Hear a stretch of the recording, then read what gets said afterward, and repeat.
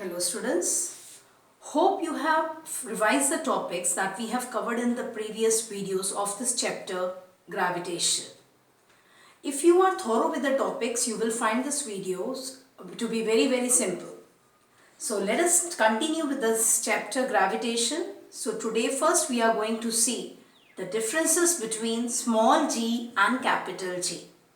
Hope you already know what is small g and what is capital G.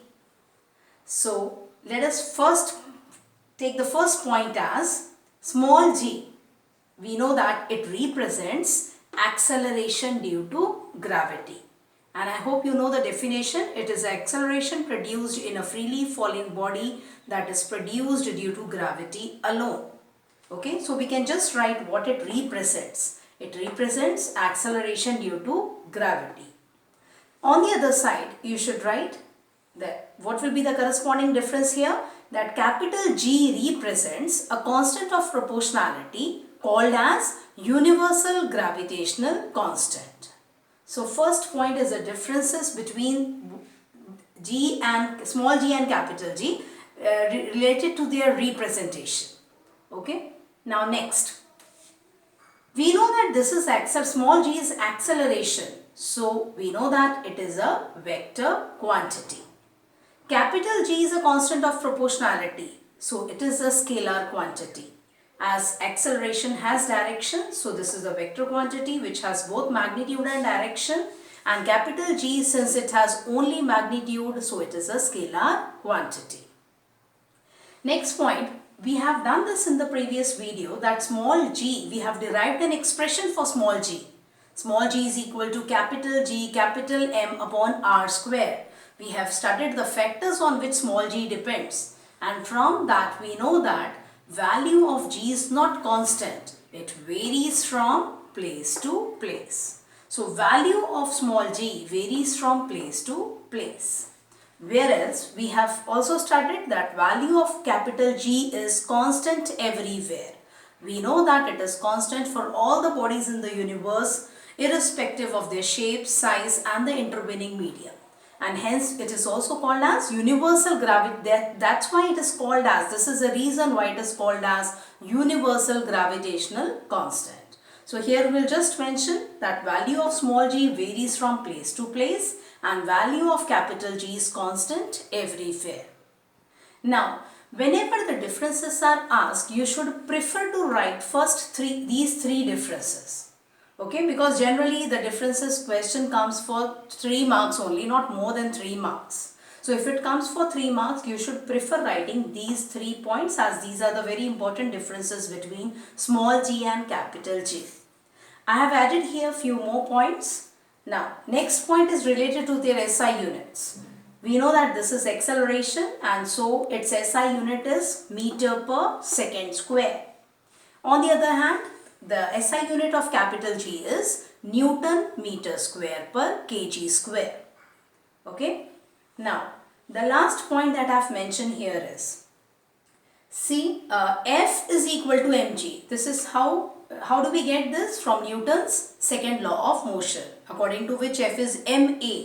But we know that if F is the force of gravity acting on a body, freely falling body, okay, or F is a force of gravity acting on a body, then we can say m is the mass of the body and g is acceleration produced due to gravity. So small g will be equal to, if we rewrite this equation, we get small g is equal to capital F upon capital M. Now what is F? Force of gravity experienced by the mass m of the body or by a body having mass m. See, if you remember, if S is the distance covered in time t, then what is S upon t? Distance covered in unit time. And we know it is called as speed. Similarly, here if we see, F is a force experienced by body having mass m. So capital F upon m can be called as force of gravity acting per unit mass of a body. So we can write here that G is numerically equal to force of gravity acting on unit mass of a body or a substance. On the other hand, we can write for capital G by using the formula from Newton's universal law of gravitation. I have written this in the mathematical form. Capital F is capital G m1 m2 over r square. You know that F is a gravitational force between two bodies such that m1 and m2 are their masses. R is the separation between the two bodies, or to be more specific, R is a separation between the centers of two bodies. Again, if I rewrite this equation, we get capital G is equal to F r square upon m1 m2. This we have done before. If we take m1 m2 each to be equal to 1 kg, r is equal to 1 meter. Putting these values of m1 m2 and r, we get capital G is equal to capital F. So we can write capital G is numerically equal to the gravitational force of attraction between two bodies, each having unit mass and separated by unit distance. Unit mass means here 1 kg and unit distance here means 1 meter. I hope the differences are clear to you. If you are thorough with the topics that you have done before, I don't think so you should have any problem in writing these differences. Even these will be on your tips. You will not require to by heart these. Okay. Now just remember, when this question comes in the exams, I have seen students what they do. They don't write the differences in this way, like by dividing the paper into two parts. This is the correct method of writing differences. Some students, what do? They will first write G and all the points of small g, and then they write below capital G and write all the points related to capital G. That is a wrong method of writing differences. Whenever you write differences, you should make two columns like this, divide the page into two parts with a line in between, and write the differences such that the two differences which you show on both the sides of the lines, they are related to the same point. Okay, I hope this is clear to you.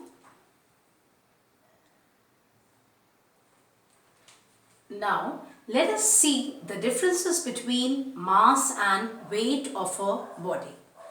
See, usually when you are asked what is your weight, what is the answer? 60 kg, 70 kg. Although you know that kg is not the unit of weight, but it is the unit of mass.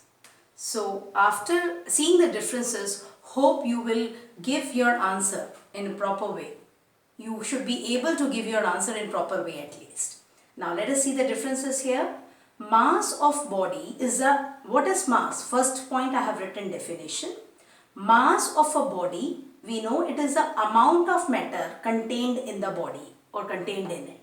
We can write mass of a body is the amount or quantity of matter contained in the body. What is weight? Weight of the body is the force with which earth attracts the body towards its center. It means weight of a body is the force of gravity acting on the body. So first point is this. Now second point, remember this is a very simple difference which we have seen in all the differences that we have in all the question related to differences between two quantities. This point is seen to be common everywhere, scalar vector. The only thing is it should fit under the proper in the proper column. We know that mass has only magnitude and no direction, so it is a scalar. Weight is the force, and force is a vector quantity which has magnitude and direction both. So we can write weight is a vector. Third point, mass of a body remains same everywhere. It means whatever mass a body has, whether it is on earth or it is on moon or anywhere else in space or in the universe, its mass is not going to change. It is same everywhere. On the other hand, weight of a body varies from place to place. You know how it varies. I hope you remember the formula for weight. See, when I had introduced the chapter, we have seen the difference between gravitation and gravity. So weight is a force of gravity acting on the body, and the formula for weight can be written as W is equal to mg, as I have written in the fourth point.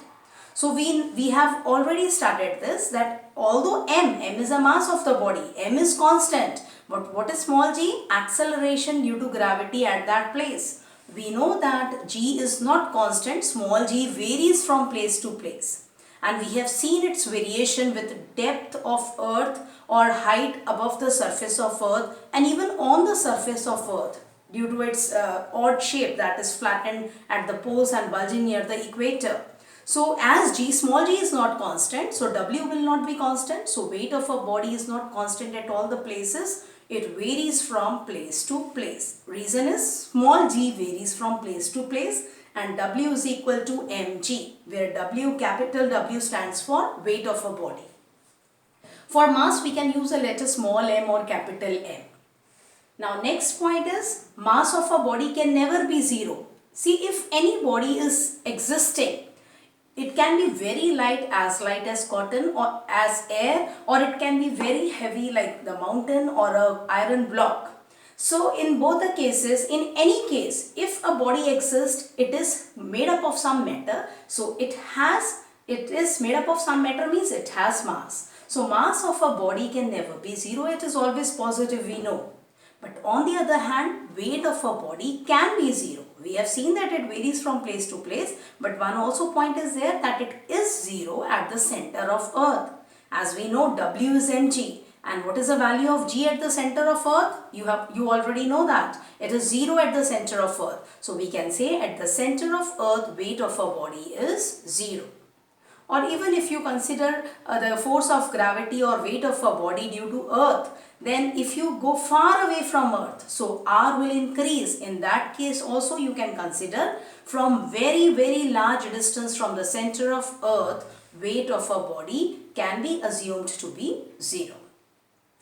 Now next, fifth point is related to their units. So I have written here mass, its SI unit is kilogram, kg is the symbol for it, and since weight is a force, its SI unit is Newton and symbol for it is capital N. Just remember that when you write the complete name of the unit, it has to start with small n, not capital N. And the last point for the differences we can write here is mass of a body is measured by a physical or beam balance. Okay, you must have seen this physical or beam balance with the vegetable vendors where the beam has two pans on either side at the ends. Both the ends of the beam carry two pans. Okay, so that is a physical or beam balance. So mass is measured by a physical or a beam balance. In the labs you must have seen spring balances. So weight of a body is measured by a spring balance. So whenever the differences between mass and weight, you should write these differences, but SI unit you can keep it at the end. You should prefer first these differences. Hope you remember these differences. If you have understood the topics, there is no need to by heart it. And one thing more, let me tell you here that weight of a body, see, when weight of a body is force of gravity acting on the body, and when we say gravity, we mean Earth's gravity only always.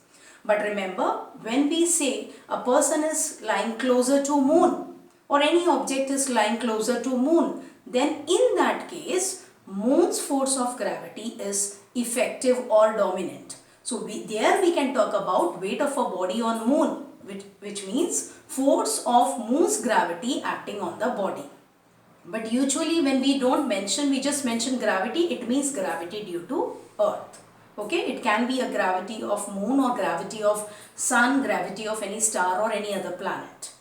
So here, I hope the points are clear to you. The differences between mass and weight, small g and capital G, are clear to you now. We will see this now, weight of a body, as I have asked you in between. When when you are asked what is the weight, you usually say 60 kg, 70 kg or 50 kg. But now you know that kg is a unit of mass, not the weight.